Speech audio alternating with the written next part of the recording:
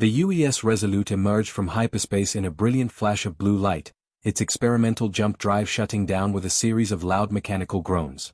Captain James Mitchell gripped his command chair as the entire ship shook violently, warning lights flashing red across every surface of the bridge. What happened? Mitchell shouted over the noise of failing systems. Lieutenant Emma Taylor frantically worked at her navigation console, her face pale as she read the impossible numbers on her screen. Sir, we're not where we're supposed to be. The jump coordinates are completely wrong. We were supposed to arrive near Alpha Centauri, but these star patterns? I've never seen anything like them. The captain's stomach dropped. The Resolute was humanity's first faster-than-light ship, carrying 200 of Earth's best scientists and explorers on what was supposed to be a simple test flight to the nearest star system. Now they were lost somewhere in deep space, possibly thousands of light-years from home. David, what do you see out there? Mitchell called to his tactical officer. Lieutenant Commander David Brooks was staring at his sensors with wide eyes. Captain, you need to see this. I'm picking up massive energy signatures. Ships, sir. Dozens of them, and they're not human designs. The main view screen activated, showing the space around them. What they saw took everyone's breath away. Sleek vessels with curved, flowing lines moved through space like living things. Their hulls seemed to shimmer and change color as they moved, reflecting light in ways that hurt to look at directly. These ships were clearly built by a civilization far more advanced than anything Earth had ever imagined. First contact, whispered Dr. Sarah Collins, the mission's chief scientist. We've actually found alien life. Captain Mitchell felt his heart racing, but he forced himself to remain calm. This was the moment humanity had dreamed of for centuries, but they were completely unprepared. The Resolute was an exploration vessel, not a warship. They had basic defensive weapons, but nothing that could match the advanced technology they were seeing. Emma, try to establish communication, Mitchell ordered. Use all frequencies. Maybe we can. His words were cut off as beams of brilliant energy suddenly lanced out from the alien ships, striking the Resolute's shields with devastating force. The bridge exploded in sparks as power systems overloaded, throwing several crew members to the floor. They are firing on us. Brooks shouted, his hands flying over his weapon controls. Shields are down to 40% and dropping fast. Mitchell couldn't believe what was happening. Humanity's first meeting with alien life, and it had immediately turned violent. Through the chaos of alarms and emergency lighting, he could hear fragments of alien communications that the ship's computers were trying to translate.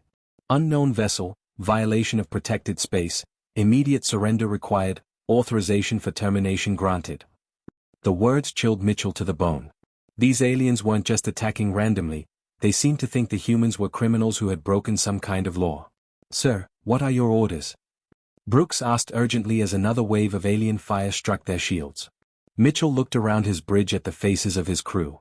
These were good people, scientists and explorers who had volunteered for a peaceful mission to expand human knowledge. Now they were facing death in a battle they had never wanted and didn't understand. But the Resolute had not been built in peaceful times. Earth had only recently emerged from decades of brutal resource wars, and even exploration ships carried weapons designed during humanity's darkest conflicts. The ship's kinetic cannons could fire tungsten projectiles at incredible speeds, weapons that were primitive compared to alien energy beams but devastatingly effective in their own way. Return fire, Mitchell ordered, his voice heavy with regret. All weapons, full spread. We defend ourselves. The Resolute's guns roared to life, launching solid metal projectiles through space faster than bullets. The alien ships, clearly unprepared for such primitive but effective weapons, watched in apparent shock as their energy shields failed to stop the kinetic impacts. One of the beautiful alien vessels, shaped like a piece of living coral, split apart in a shower of debris and escaping atmosphere. The alien fleet immediately pulled back, their perfect formation scattering in what looked like panic. Through the static of damaged communications, more alien voices reached the human ship. Impossible, shields ineffective against kinetic bombardment, rogue species confirmed. Class 7 threat classification authorized. Class 7? Dr. Collins asked, her scientific curiosity overcoming her fear. What does that mean? Before anyone could answer, Brooks called out from his station. Captain, more ships are jumping in. A lot more. I count at least 50 vessels, all different designs. The view screen filled with alien ships representing what appeared to be dozens of different species. Some looked like the coral vessels they had first encountered, while others resembled metal flowers, geometric crystals, or organic shapes that defied description. All of them were moving to surround the lone human ship. Mitchell realized with growing horror that they hadn't just encountered a single alien species, they had stumbled into the territory of what appeared to be a vast galactic civilization. And their first act had been to destroy one of their ships in self-defense. "All hands, battle stations," Mitchell announced over the ship's communication system, his voice carrying to every corner of the Resolute. "It appears that humanity has just made first contact with alien life. Unfortunately, it seems we've also just started our first interstellar war." As the alien fleet closed in around them, the crew of the Resolute prepared for a battle that would change the course of human history forever. Admiral Darius Kellen stood in the command center of the UES Indomitable, staring at reports that made no sense.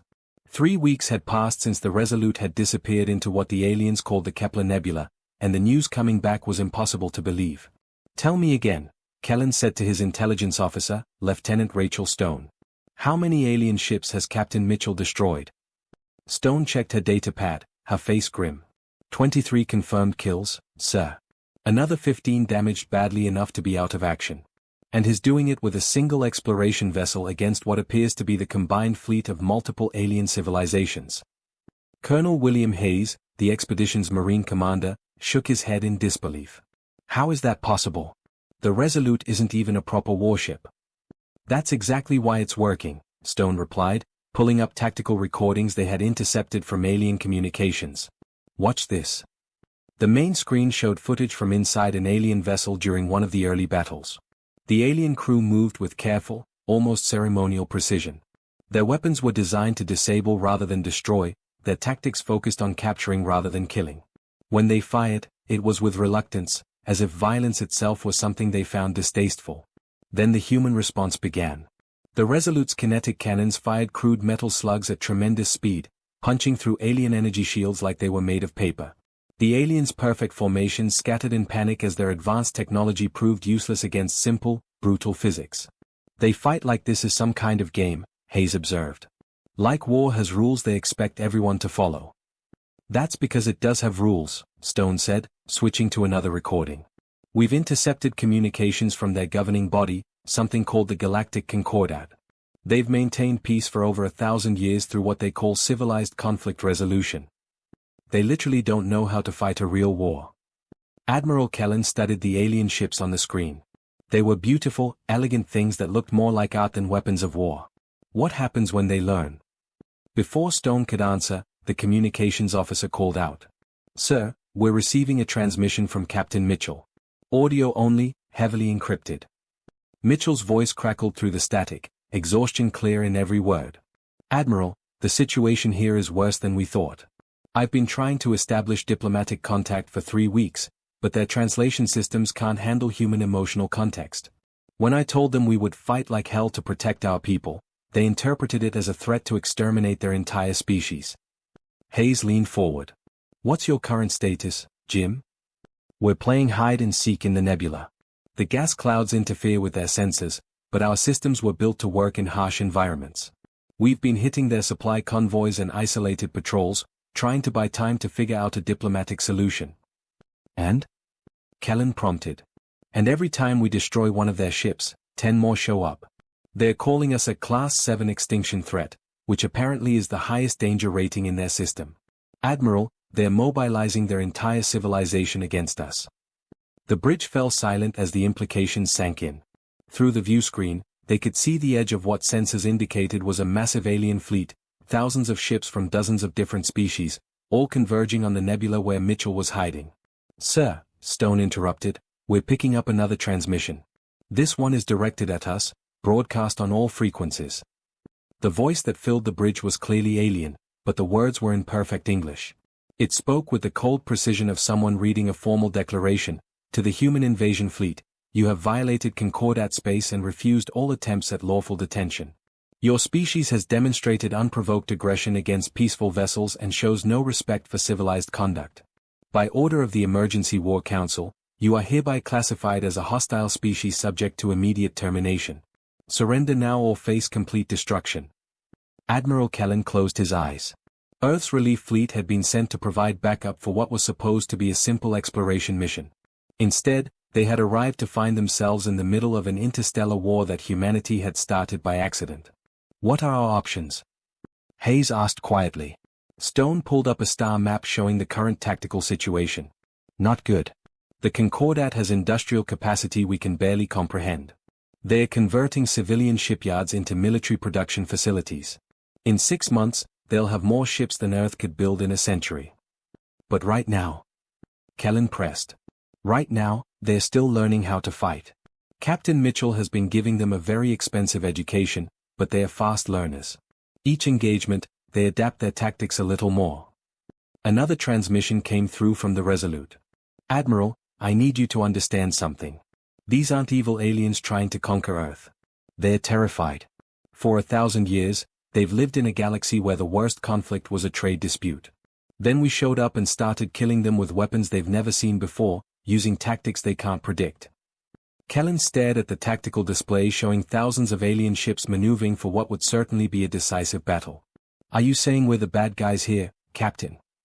I'm saying we're all trapped in a situation nobody wanted. But Admiral, there's something else. I've been monitoring their internal communications. They're not just building more ships. They're building different kinds of ships. Weapons designed specifically to fight humans. And some of their military leaders are talking about something they call the Final Solution Protocol. The communications ended, leaving the bridge in tense silence. Through the view screen, more alien ships continued to arrive, their numbers growing beyond count. Humanity had stumbled into a galactic civilization and accidentally declared war on it. Now both species were trapped in a conflict that neither side had wanted but neither could afford to lose. Major Patricia Wells pressed her back against the cold metal wall of the alien supply station, her heart pounding as she listened to the strange sounds echoing through the corridors. 6 weeks of constant battle had changed everything about how humans fought in space. The crew of the Resolute had become something their enemies couldn't understand. Predators who adapted to war with terrifying speed. Team ready, she whispered into her helmet communicator. Ready, came the quiet responses from her 4-person strike team. Sergeant Thomas Clark crouched beside her, his modified plasma rifle humming with stolen alien energy. The weapon had been built from parts they had salvaged from destroyed Concordat ships, combining human engineering with alien technology in ways that horrified their enemies. The mission was simple but dangerous. The alien supply station contained navigation data that Captain Mitchell desperately needed. The Concordat forces had learned to avoid the nebula where the Resolute was hiding, but they were slowly surrounding it with sensor networks and patrol ships. Soon, there would be nowhere left to run. Remember, Wells whispered, 15 minutes maximum. We get the data and leave before they can organize a response. The team moved through the station's corridors like ghosts. The aliens who built this place had never imagined needing to defend against borders. Their security systems were designed to prevent accidents, not repel invaders who had learned to fight in the ruins of Earth cities. Wells couldn't help but notice how beautiful everything was, even in a simple supply depot. The walls curved in graceful lines that seemed to flow like water. Soft lights provided perfect illumination without harsh shadows. Everything was designed by beings who saw function and beauty as the same thing. It made what they were about to do feel even worse. Target located, Clark reported quietly as they reached the central computer core. The chamber was filled with crystals that pulsed with soft blue light, storing information in ways human science barely understood. As Wells connected her data extraction device, she could see the station's crew through a transparent barrier. They were tall, thin beings with skin like pearl, huddled together in what appeared to be a shelter room. Their large eyes showed nothing but terror as they watched the human intruders work. These weren't soldiers. They were clerks, technicians, maintenance workers, people just doing their jobs when war had suddenly arrived at their doorstep. The kind of people who had never imagined that creatures like humans could exist in their ordered, peaceful galaxy. Major, Clark's voice was tight with tension. Concordat patrol ships just dropped out of hyperspace. 3 vessels, closing fast. Wells grabbed the data crystals and triggered the small charges they had placed throughout the station's power systems. Not enough to kill anyone, the humans had learned that unnecessary deaths only made the Concordat more determined to destroy them, but enough to cripple the station's ability to track their movements. As their shuttle raced back toward the nebula, Wells reviewed the intelligence they had stolen. The data showed something that made her blood run cold. The Concordat wasn't just building more ships to fight humans. They were building different kinds of ships, weapons designed specifically to kill rather than capture. Captain Mitchell needs to see this immediately, she told her pilot, Lieutenant Mark Stevens. When they docked with the Resolute, Wells was shocked by what she saw. The exploration ship had been transformed into something that barely looked human anymore. Alien hull plating covered sections where human armor had failed. Captured energy weapons had been mounted alongside the original kinetic cannons. The ship looked like a predator that had grown stronger by devouring its prey.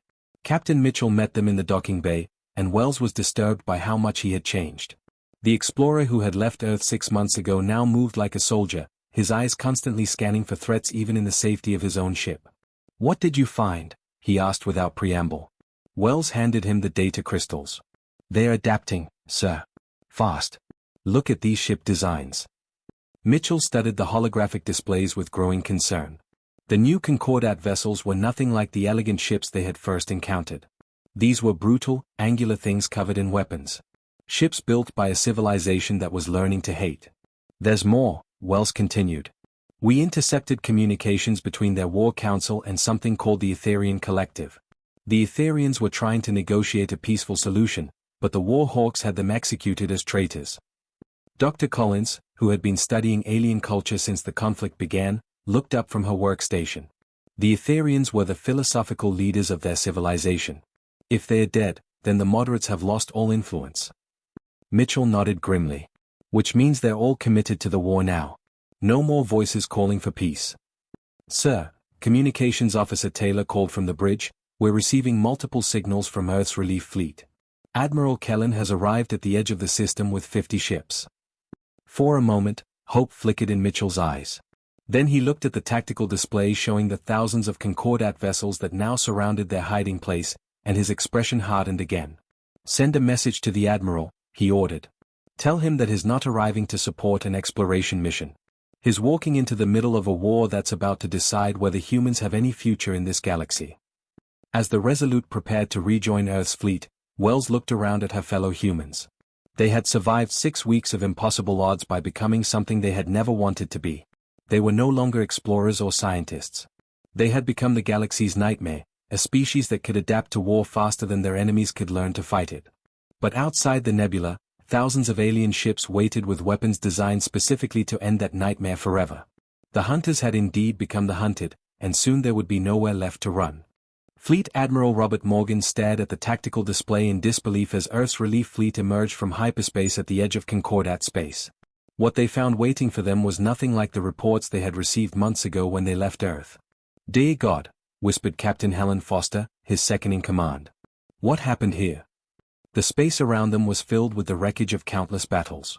Massive alien shipyards that must have taken centuries to build were now twisted metal graveyards floating in the void. Entire asteroid mining facilities had been reduced to glowing debris fields. This wasn't the small conflict they had expected to find. This was total war on a scale that dwarfed anything in human history.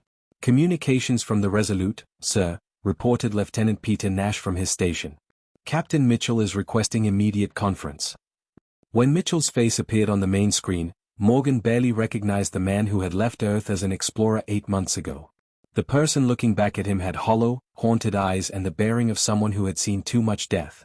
"Admiral," Mitchell's voice was rough with exhaustion, "thank God you're here. But you need to understand, this isn't the same war we started." The tactical display updated to show the current situation. A sphere of space roughly 50 light-years across, centered on the Kepler Nebula, was now under human control. Within that sphere, every trace of Concordat civilization had been systematically destroyed. "How many casualties?" Morgan asked, though he dreaded the answer. Mitchell's face went pale. "Billions, sir. Once we realized their industrial centers weren't defended, once we understood they had never faced strategic bombing campaigns." He paused, struggling with the words.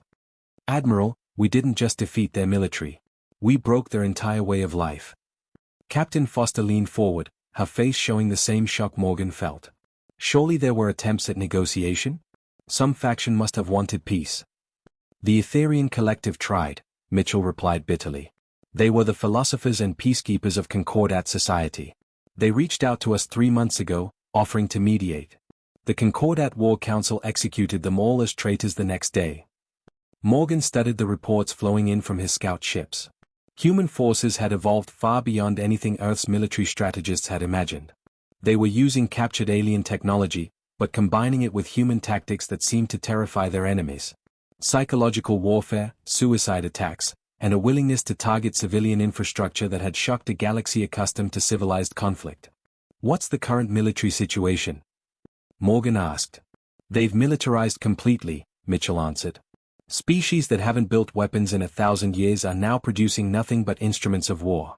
The entire galaxy is mobilizing against us, Admiral. And they're learning fast." As if summoned by his words, Lieutenant Nash called out from his station.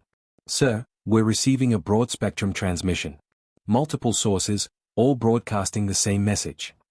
The voice that filled the bridge was cold and mechanical, speaking perfect English with an accent that seemed to come from multiple alien species at once. "To the human war fleet, you have 72 standard hours to withdraw from all Concordat space or face complete annihilation. We have studied your methods. We have surpassed your capabilities. We have learned to fight as you fight. This is your final warning." The transmission ended, leaving the bridge in tense silence. Morgan looked at his 50 ships, the best Earth could produce, carrying weapons that represented humanity's most advanced military technology. Then he looked at the scope of the conflict they had inherited, and felt a chill run down his spine. "Mitchell," he said quietly, "what have we become?" "Survivors," came the immediate reply. "But at what cost?" "Admiral, we taught an entire galaxy how to wage war. These beings spent 1,000 years building a civilization based on peace, cooperation, and scientific advancement. In 8 months, we turned them into something that might be worse than we ever were." Dr. Sarah Collins appeared beside Mitchell on the screen, her scientific curiosity now focused on much darker subjects. "Admiral, you need to understand what we're facing. The Concordat has industrial capacity that makes Earth look like a single factory. They're not just building ships anymore, they're building weapons that incorporate everything they've learned about human psychology and tactics." "What kind of weapons?" Foster asked. "Psychological warfare devices that can drive entire crews insane. Kinetic weapons that make our railguns look like toys. And something they call planet crackers, weapons designed to destroy worlds so completely that nothing can ever live there again." Morgan felt his heart sink as the full scope of their situation became clear. "They're not just trying to defeat us. They want to make sure no species like humanity can ever threaten them again." "There's something else," Mitchell continued. "Our intelligence networks have intercepted communications about something called the Final Solution Protocol. It's not just aimed at our military forces, Admiral. They're planning to sterilize every world that has ever had human contact." The tactical display updated again, showing Concordat fleet movements across dozens of star systems. Thousands upon thousands of ships, representing technologies from across an entire galaxy, all converging on human-controlled space. "All ships, battle stations," Morgan ordered, his voice heavy with the knowledge of what was coming. "It looks like humanity is about to face judgment for what we've unleashed on this galaxy." As his fleet prepared for what might be humanity's final battle, Morgan couldn't help but wonder if the galaxy was right to fear them. They had come as explorers and accidentally become conquerors. Now they faced an enemy that had learned all of humanity's lessons about war, and was preparing to teach them the ultimate lesson about the price of violence. In the darkness between stars, 2 civilizations prepared to fight a battle that would determine not just who survived, but what kind of universe would exist afterward. Captain James Mitchell stood on the bridge of the Resolute, watching through the main view screen as Earth's combined fleet formed battle lines around Kepler Prime, a massive gas giant that had become humanity's final stronghold. The space around the planet was filled with human vessels, sleek destroyers, heavy cruisers, and the massive dreadnought Terra's Wrath that carried weapons capable of destroying moons. It still wasn't enough. "Concordat forces are jumping in," Admiral Morgan's voice crackled over the fleet communication system from his flagship. "My God, there must be 15,000 ships." The view screen filled with alien vessels representing every species in the galaxy. At the center of the formation, massive battle stations the size of cities floated like mechanical planets, bristling with weapons that humanity was only beginning to understand. These weren't the elegant, peaceful ships they had first encountered 8 months ago. These were instruments of war built by a civilization that had learned it to hate. "All ships, this is Admiral Morgan," the fleet-wide broadcast echoed across every human vessel. "Today we fight not for conquest or glory, but for the right to exist. Earth is counting on us. Humanity is counting on us."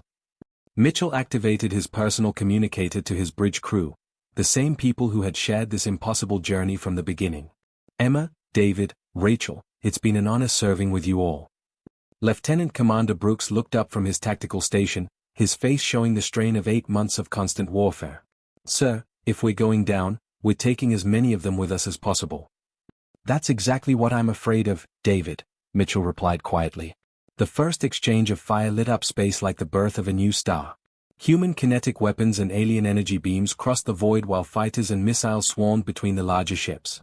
The battle was immediate and brutal, with neither side offering mercy or asking for surrender. But as the Resolute launched its own attack, Mitchell found himself remembering the first alien crew they had encountered, scientists and explorers, not soldiers. Beings who had spent their lives studying the wonders of the universe, not destroying them. Captain, Navigation Officer Taylor called out, her voice strained as she tried to keep them alive in the chaos of battle. We're receiving a transmission. It's not from the Concordat military. The screen flickered to show an alien unlike any they had fought against. This being was clearly ancient, its translucent features marked with what could only be described as deep sadness. Despite the battle raging around them, it spoke with perfect clarity. I am Scholar Peaceful Mind of Still Waters, the alien said, its words translated flawlessly. I speak for those few who remember what we were before your species taught us the art of war. Mitchell's hand hesitated over the weapon's controls. Around them, thousands of ships continued their deadly dance, human and alien crews dying with each passing second. We have learned your methods well, the scholar continued. We have built weapons that could sterilize every world in your space, turn your planets into lifeless rocks that nothing could ever inhabit again. But in doing so, we have become the very monsters we sought to defend ourselves against. Then why are you contacting me? Mitchell asked, genuinely confused. Because someone must choose to step away from this madness. Look around you, human. Your people are dying. Our people are dying. We are destroying everything that made either of our civilizations worth preserving. The tactical display showed the terrible cost of the battle. Human ships were exploding under focused alien fire, while Concordat vessels broke apart under the brutal impact of kinetic weapons. The space around Kepler Prime was becoming a graveyard for both species. What are you proposing? Mitchell asked. An end to this cycle of violence, the scholar replied. Not victory for either side, but understanding. Your people fight because you fear extinction. Our people fight because we fear the corruption of everything we built. Perhaps there is a third choice. Admiral Morgan's voice suddenly cut through all communication channels. All ships, the Concordat fleet they're pulling back. Some kind of internal disagreement. They're requesting a ceasefire. Mitchell looked around his bridge at the faces of men and women who had been transformed by 8 months of impossible warfare. They had learned to fight and kill with an efficiency that terrified their enemies, but in doing so, they had lost something essential about what it meant to be human explorers. Dr. Collins, Mitchell called to his science officer, analysis. Collins studied her senses with amazement. Captain, I'm reading massive power fluctuations in the Concordat fleet. Some ships are powering down weapons, others are maintaining combat readiness. They're having some kind of civil war within their own forces. The scholar's image remained on their screen. Not all of us have forgotten who we were before this war began. Some still believe that understanding is possible, even now. Mitchell made a decision that would be remembered for the rest of human history. Signal the fleet, he ordered. All ships, cease fire. Stand down weapons and assume defensive positions only. As the guns fell silent across both fleets, and strange quiet settled over the battlefield. Ships that had been trying to kill each other moments before now drifted in space, their crews uncertain what came next. This is only the beginning, the alien scholar warned. Both our civilizations have been changed by this war. We have learned to fear each other, to see violence as a solution to our problems. The real work starts now, learning to live in the same galaxy without destroying each other. Mitchell nodded, understanding that humanity's first contact with alien life had ended exactly as it began, with a choice between violence and something better. The war was over, but building a peace that both species could accept would be far more difficult than any battle they had fought.